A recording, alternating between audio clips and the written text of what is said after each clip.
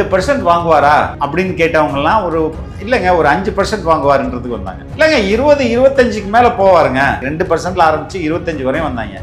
இப்போ கிட்ட வரும்போது எவ்வளவு நாள் தாங்க நீங்க உங்களையே மாத்திப்பீங்க? உங்க மனசாட்சி உங்களை குத்துணும், டே போதுண்டா முட்டு கொடுத்தது, இனிமே முட்டு கொடுத்தா நாடே நம்மளை பார்த்து பத்திரிகையாளன்னு தெரியும், பத்திரிகையாளனும் ஒத்துக்க மாட்டான் அப்படின்னு ஒரு மனநிலைக்கு வந்து வேற வழி இல்லாம இப்போ உண்மை இப்போ கூட உண்மையை ஒத்துக்கல. இப்போ அன்பிரிடிக்டபிலிட்டி அப்படின்னு சொல்றாங்க. ஏன்னா ஆல்ரெடி அவங்க ப்ரிடிக்ஷன் பண்ணாதெல்லாம் டே உன்னை அப்படி சொன்னீங்க, இப்ப ரிசல்ட் இப்படி வந்துருச்சு அப்படின்னு அவங்களே காலி துப்புவாங்கல்ல. விஜய் அவர்களுடைய அந்த லாஸ்ட் டே ஸ்பீச் வந்து எல்லாருமே ரொம்ப பாராட்டுறாங்க. மீண்டும் சந்திக்கும் வரைங்கிறது what will be the conclusion is TVK is forming the government. தலைவர் விஜய் அவர்கள் விஜய் எனும் நான் அப்படின்னு சொல்லிட்டு பதவி பிரமாணம் எடுத்துக்கொள்வார். voting அந்த percentage வந்து இன்க்ரீஸ் ஆயிருந்தாலும் votes வைஸ் பார்க்கும்போது அந்த நம்பர் வந்து வெறும் 20 lakh votes தான் வந்து இன்க்ரீஸ் ஆயிருக்கு. அது ஒன்றும் ஹியூஜ் நம்பர் இல்லை அப்படின்னு சொல்லுங்க. 85% வாக்கு சதவீதம் இட் இஸ் வெரி குட். அது என்ன இண்டிகேட் பண்ணுதுன்னா இவ்வளவு பேர் வாக்களிக்க வந்திருக்காங்க. அந்த வாக்குகள் ஏன் இவ்வளவு பேர் வாக்களிக்க வந்திருக்காங்கன்னா தமிழ்நாட்டில் ஒரு மாற்றம் தேவைன்றதை அவங்க புரிஞ்சுக்கிறாங்க. அந்த மாற்றத்துக்காக இவ்வளவு பேர் வந்திருக்காங்க. இவ்வளவுதான். இதுல வந்து எஸ்ஐஆர் வந்து ஏறிச்சு, எஸ்ஐஆர் வந்து இறக்கிச்சு. அது எதுக்கு உங்களுக்கு? டாக்டர் ஷாலினி ஒரு போஸ்ட் பார்த்தாங்களா இல்லையா? உள்ளங்கையில் தர்பூசணி, உள்ளங்கை நெல்லிக்கனி தானே சொல்லுவாங்க. உள்ளங்கையில இந்த கையில நெல்லிக்கனி இருந்தா பாருங்க நெல்லிக்கனி இருக்குன்னு எல்லாருக்கும் தெரிஞ்சிடும். அது தர்பூசணியே தெரிஞ்சு போச்சே இவ்வளவு பெருசா இருக்குது அப்படின்றத சொல்லும் போது it is very clear. Vijay அவர்கள் வந்து ஜெயிக்கிறாங்க, ஆட்சி அமைக்கிறாங்க, முதலிடம் வராங்க, 2வது இடம் வராங்கங்கிறத தாண்டி எப்படி வந்து இத்தனை மக்களையும் அவர் வந்து கவர்ந்தார்.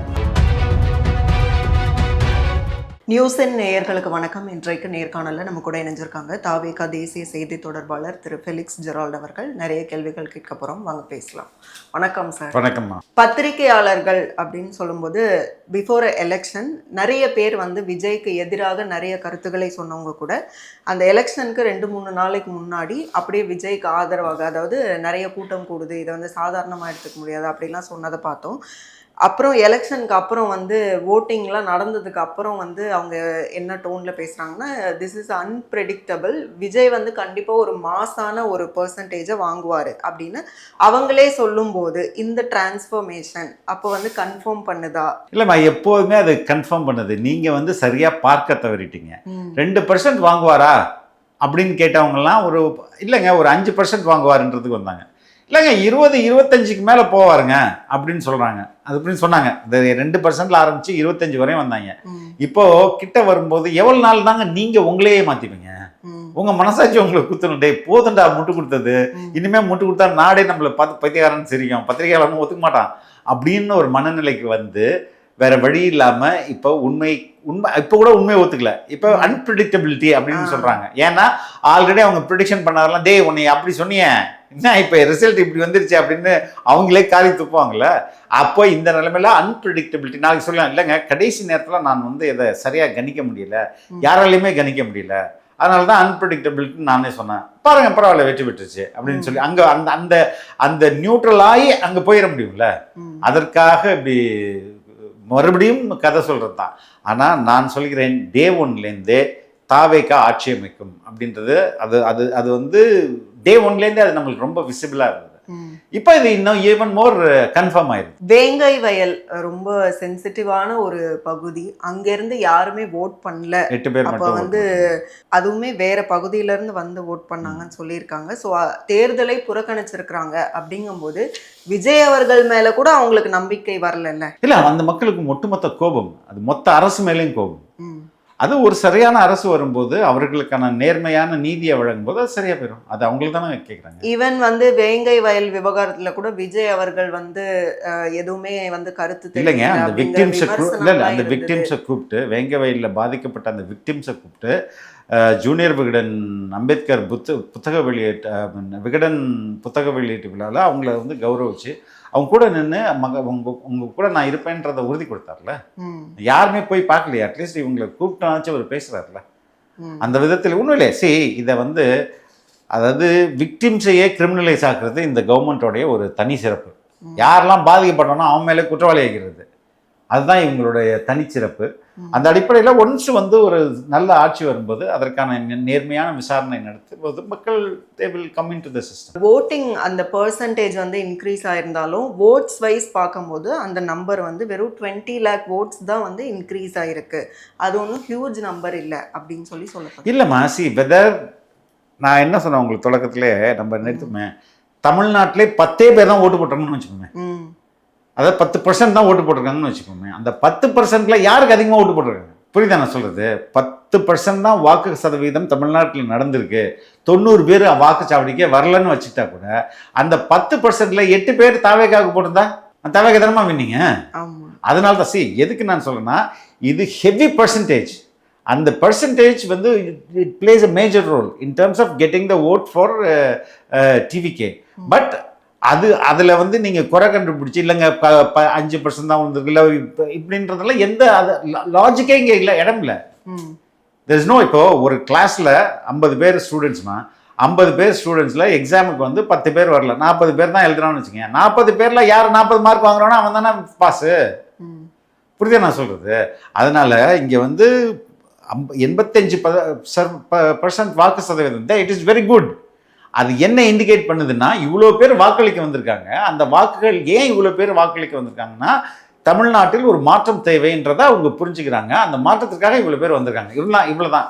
இதில் வந்து எஸ்ஐஆர் வந்து ஏறிச்சு, எஸ்ஐஆர் வந்து இறக்கிச்சு, அது எதுக்கு உங்களுக்கு? மக்கள் தானே வந்து போகிறாங்க. அதை அப்படி தான் புரிஞ்சுக்கணும். ரொம்ப பிளெயினாக புரிஞ்சுக்கிட்டா அப்படி தான். அதில் நான் வந்து ஒரு ஹிடன் அஜெண்டா வச்சுக்கிட்டு இதனால தேர்தலில் வந்து தாவேக்கா வெற்றி பெறாதுன்னு சொல்லணும்னு நான் முடிவு பண்ணிட்டேன்னு வைங்களேன், தென் நான் எல்லாத்தையும் அதை குழப்பறதுக்கு ட்ரை பண்ணுவேன். சிம்பிள் ஸ்ட்ரெயிட் லைனாக வந்து டாக்டர் ஷாலினி ஒரு போஸ்ட் பார்த்தாங்களா இல்லையா, உள்ளங்கையில் தர்பூசணின்ட்டு. உள்ளங்கை நெல்லிக்கனி தானே சொல்லுவாங்க. உள்ளங்கையில் இந்த கையில் நெல்லிக்கனி இருந்தால் பாருங்க நெல்லிக்கனி இருக்குன்னு எல்லாருக்கும் தெரிஞ்சிடும். அது தர்பூசணியே தெரிஞ்சு போச்சே இவ்வளோ பெருசாக இருக்குது அப்படின்றத சொல்லும்போது it is very clear. Vijay அவர்களுடைய அந்த லாஸ்ட் டே ஸ்பீச் வந்து எல்லாருமே ரொம்ப பாராட்டினாங்க. அஃப்கோர்ஸ் வந்து இது வரைக்கும் வந்த ஸ்பீச்லேயே வந்து நிறைய விஷயங்களை கரூர் விஷயம் உட்பட அதில் பேசியிருந்தாங்க. அப்போது இவ்வளோ அதாவது எப்படி சொல்கிறதுனா, அவரோட அந்த இமோஷ்னல் ஸ்பீச் வந்து connected to people very well. அப்போது அந்த லாஸ்ட்டாக அவங்க சொன்னது வந்து மீண்டும் சந்திக்கும் வரைங்கிறது. அப்போ அந்த May 4 வந்து ஆட்சிக்கு வரப்போறோம் அப்படிங்கிறது தானா? ஆப்வியஸா. இதுல என்னமா உங்களுக்கு what will be the conclusion? conclusion is TVK is forming the government. Okay, அதான் conclusion. சென்ட் ஜார்ஜ் ஃபோர்ட்ல தலைவர் விஜய் அவர்கள் விஜய் இல்லைன்னா விஜய் எனும் நான் அப்படின்னு சொல்லிட்டு பதவி பிரமாணம் எடுத்துக்கொள்வார். அது ஆளுநர் மாளிகையில் சென்ட் ஜார்ஜ் கோட்டையில் போய் கையெழுத்து போட்டு முதல்வராக. முதல் கையெழுத்து 200 யூனிட் இலவச மின்சாரம் அப்படிங்கிறது எந்த அளவுக்கு இம்பாக்டை ஏற்படுத்தும்? திமுக எந்த அளவுக்கு இந்த மக்களை ஏமாத்திட்டு இருக்கு அப்படின்னா, அதில் அந்த மின்சாரம் ஒன்று. இப்போ ஃபார் எக்ஸாம்பிள் இங்கே 2 மாதத்துக்கு ஒரு வாட்டி தான் பில் வருது. ஆனால் மாதத்துக்கு 100 யூனிட் உங்களுக்கு ஃப்ரீன்னு சொல்கிறாங்க. அப்போது மாதத்துக்கு 100 யூனிட்னா 2 மாதம் வரும்போது எவ்வளோ வந்துடும்? 200 unit. So you are eligible to pay bill. இதனால தான் அவங்க வந்து மாதம் பில் எடுக்கல. ஓகே, மாதம் பில் எடுத்தால் உங்களுக்கு 100 யூனிட்டுக்குள்ளே நின்றுரும்ல. புரியுதுங்களா? அது மாதிரி ஏமாத்து வேலையில் நடுவில் இவர் மாதமே 200 யூனிட்ன்றாரு. எதுக்காக இதை முதல் விஷயமா? எவ்வளோ லட்சக்கணக்கான ஏழைகள் இதில் வந்து பயன்படுவாங்கல்ல. ஓகே, 100 யூனிட்ன்றது பேசிக்காக ஒரு ஃபேனு, ஒரு லைட்டு, அதுக்கப்புறம் ரொம்ப பேசிக்கான ஒரு சிங்கிள் பெட்ரூமில் என்னன்னா அதுக்குள்ளே வாழ்கிறவங்களுக்கு வரக்கூடிய ஒரு யூனிட்டு. இதை உங்களுக்கு ஃப்ரீன்னும் போது அவங்க வந்து இமீடியட்டாக பயனடைகிறாங்களா. அதே மாதிரி பேருந்து, மகளிர் பேருந்து, எல்லா பேருந்துலையும் இலவசம் போது மொபிலிட்டி ரொம்ப இம்பார்ட்டன்ட்மா. மொபிலிட்டியும் வந்து மொபிலிட்டி தான் எதோடைய அறிகுறியை நம்மளுடைய வாட் யூ கால் ஃப்ரீடம் இருக்கு இல்லையா, அதுலேயும் ரொம்ப குறிப்பாக லிபர்ட்டினால என்னது, ஒரு இடத்திற்கு இன்னொரு இடத்திற்கு மனிதன் ரொம்ப இயல்பாக போயிட்டு வரக்கூடியது அப்படின்றதான். ஜெயிலில் வந்து உங்களோட லிபர்ட்டியை தான் கட்டைல் பண்ணுதுன்னுவாங்க. நீங்கள் எங்கேயும் போக முடியாது, ஒரு இடத்துல மிருகம் மாதிரி உட்காந்துருக்கணும். அந்த லிபர்ட்டியை வந்து உறுதி செய்யுது இல்லையா. யாரையும் நம்பி இருக்க வேணாம், நீங்கள் படிப்புக்கு போகலாம். இன்டர்ஸ்டேட் தமிழ்நாடு சென்னையில் தொடங்கி கன்னியாகுமரி வரை எல்லா பஸ்லையும் நீங்கள் வந்து இலவசமாக போகலான்றது எவ்வளோ பெரிய லிபர்ட்டி, பெண்களுக்கு எவ்வளோ பெரிய சுதந்திரம். சரிங்க, தமிழ்நாடு டிரான்ஸ்போர்ட் கார்பரேஷன் எந்தெந்த ஊருக்கு போகுதோ எல்லா ஊருக்கும் போகலாம்ல. அது வந்து இலவசமாக பேருந்து, எல்லா பேருந்துன்னு சொல்லும்போது ஏற்கனவே நஷ்டத்துல ஓடுது. நஷ்டத்துல ஏன் ஓட்ட வைக்கிறீங்க? கொஞ்ச நாள் தான் ஏன் வந்து நஷ்டத்துல பண்ணுவாங்க. ஓட்டுறீங்க? லாபத்துல ஓட்டுங்க. லஞ்சம் இல்லைன்னா லாபத்துல ஓடும். ஒரு காலத்தில் நம்மளோட டிரான்ஸ்போர்ட் கார்பரேஷன் லாபம் பண்ணது தான், எல்லாமே லாபத்துல இயங்குனது தான். எப்போ அது திருடர் கையில் கொண்டு போய் நீங்க வந்து ஒரு ஒரு ட்ரெஷரியை கொடுத்தா என்ன பண்ணுவான்? இருக்கிறத அடிச்சுட்டு போதானே அவன். கருவூலத்தில் கொண்டு போய் நீங்கள் திருடான வந்து வேலைக்கு வச்சிங்கன்னா அந்த கருவூலத்துலேருந்து இருக்கிறலாம் அங்கேயே இருக்குமா, அவன் வீட்டுக்கு போமா? அவன் வீட்டுக்கு தானே போவோம். அது மாதிரி தான் இங்கே விஜய் அவர்கள் வந்து ஜெயிக்கிறாங்க, ஆட்சி அமைக்கிறாங்க, முதலிடம் வராங்க, 2வது இடம் வராங்கங்கிறத தாண்டி எப்படி வந்து இத்தனை மக்களையும் அவர் வந்து கவர்ந்தார், அதுலேயும் வந்து குட்டீஸ் எல்லாம் வந்து பாலிடிக்ஸ் பேசுகிற அளவுக்கு எப்படி வந்து கவர்ந்திருக்கிறார், இந்த கெப்பாசிட்டி வந்து அவருக்கு எப்படி வந்தது, அதோட சீக்ரெட் என்ன அப்படின்னு. இப்போது ஆர்ட் என்பது என்ன, அதை நீங்கள் டிஃபைன் பண்ணுறதுக்கு முயற்சி பண்ணியிருந்தீங்களா? கலை என்பது என்ன? ஒரு ஓவியம் இருக்குது, அந்த ஓவியம், அது ஓவியம் நல்ல ஓவியமா கெட்ட ஓவியமான்னு யாரும் முடிவு பண்ணுறது? பார்க்குறப்ப இதுக்கு வந்து எனக்கு தெரிஞ்சு என்னை கன்வின்ஸ் பண்ணுற மாதிரி ஒரு பதிலை கொடுத்தவர் ஓவியர் சந்துரு. ஓவியர் சந்துரு நம்மளுடைய காலேஜ் ஆஃப் ஃபைன் ஆர்ட்ஸ் நுண்கலை கல்லூரியில் வந்து பேராசிரியர் இருந்து அங்கே பிரின்சிபலாக இருந்தவர் ஓவியர் சந்துரு. இன்றைக்கும் வரையும் உலக அளவில் மதிக்கக்கூடிய ஒரு ஓவியர். அவர் என்ன சொன்னார்னா, என்கிட்ட ஒரு ஓவியத்தை அவன் வரையும் போது அந்த ஓவியருக்கு ஒரு மைண்ட் செட் இருக்கும்ல, ஒரு மூடு இருந்துருக்கும்ல, அந்த மூடை வந்து அவர் வரைஞ்சி முடிச்சுட்டே போயிட்டாரு. அதை நான் பார்க்கும்போது அந்த ஓவியருடைய மூடு, அவருடைய என்ன மனசில் நினைச்சாந்தாரோ அந்த நினைப்பு இந்த ஓவியத்தை நான் பார்க்கும்போது எனக்கு வந்துச்சுன்னா தென் அந்த ஓவியர் வந்து ஒரு சிறந்த ஓவியர் அப்படின்னாரு. அப்போது உணர்வுகளை கடத்துறது தான் ஆர்ட் அப்படின்றாரு, அப்படின்னு சொன்னார். புரியுதுங்களா? அப்போ என்னுடைய தனி மனிதோட உணர்வு உண்மையிலே நான் இந்த மக்கள் மீது பேரன்பு வைத்திருந்தேன், உண்மையிலே நான் பேரன்பு வைத்திருந்தேன் அப்படின்னு சொன்னால் அது அந்த மக்களுக்கு ஈஸியாக அது புரிஞ்சிடும். நான் நடிச்சேன்னா புரியாது, நான் அன்பே வைக்கலைன்னா கூட அது அவங்களுக்கு தெரியாது.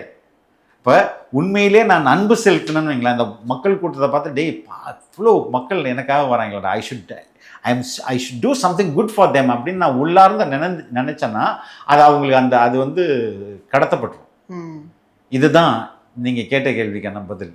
உண்மையான அன்புன்றது இல்லைம்மா, இது ரியல் லவ். இப்போ எதுக்குமா புத்தர் மேலே இன்னும் வந்து அவர் சாமியா இல்லை, இதுக்கு இன்னும் வந்து அவரை நம்ம மதிக்கிறோம். ஏசுநாதரை சாமி ஆக்கிட்டாங்கன்னு ஒரு பக்கம் இருக்கட்டும், அவர் மனிதராக யோசிச்சு பாருங்க, எதுக்கு நம்ம இன்னும் அவரை நேசிக்கிறோம்? கால் மார்க்ஸ் என்ன பண்ணார், நம்ம எதுக்கு நேசிக்கிறோம்? காந்தி என்ன பண்ணார், நம்ம எதுக்கு நேசிக்கிறோம்? இந்த மனிதர்கள்லாம் உண்மையிலேயே மக்கள் மீது அன்பு செலுத்தினாங்க, மொத்த மக்கள் மீதும். இப்போ நான் என் குழந்தைங்க மேலே அன்பு செலுத்துறேன், அதில் எனக்கு ஈக்குவலாக இன்னொருத்தங்க செலுத்த முடியுமா அப்படின்னா எனக்கு தெரியாது. பட் நான் அதை விட அதிகமாக இந்த மக்கள் மீது அன்பு செலுத்துறேன்னா கம்பேரிட்டிவ்லி இருக்காது. ஆனால் இதை எத்தனை ஆண்டுகள் அந்த அன்பை நான் செலுத்திட்டே வரேன் அப்படின்றது ஒன்று இருக்குல்ல. அப்போ கிட்டத்தட்ட 20 ஆண்டுகளாக அன்பு மட்டும் இல்லாமல் பல்வேறு நலப்பணிகளை அவங்களுக்கு வந்து இரத்த தானம் பண்ணுறது, படிப்பகங்கள் உருவாக்குறது, உணவகங்கள், விலையில்லா விருந்தகங்கள் உருவாக்குறது, இப்படி நிறைய விஷயம் பண்ணியிருக்காங்கல்ல. ரெண்டாவது இதையெல்லாம் தாண்டிய அன்பு வந்து ஈஸியாக வெளிப்பட்டுருமா? அதை வந்து இன்னொரு சக உயிரால் அதை புரிஞ்சுக்க முடியும். வேட்டையாடுகிற மனிதர்கள், அதே மனிதர்கள் தான் மிருகத்தை வேட்டையாடுறாங்க. ஒரு சில மனிதர்கள்ட்ட அதே விலங்குகள் ரொம்ப பாசமாக இருக்குல்ல. அது வேற உயிரினம், நம்ம வேற உயிரினம் இருந்தாலும் அன்புன்றது பரிமாறப்படுது இல்லை.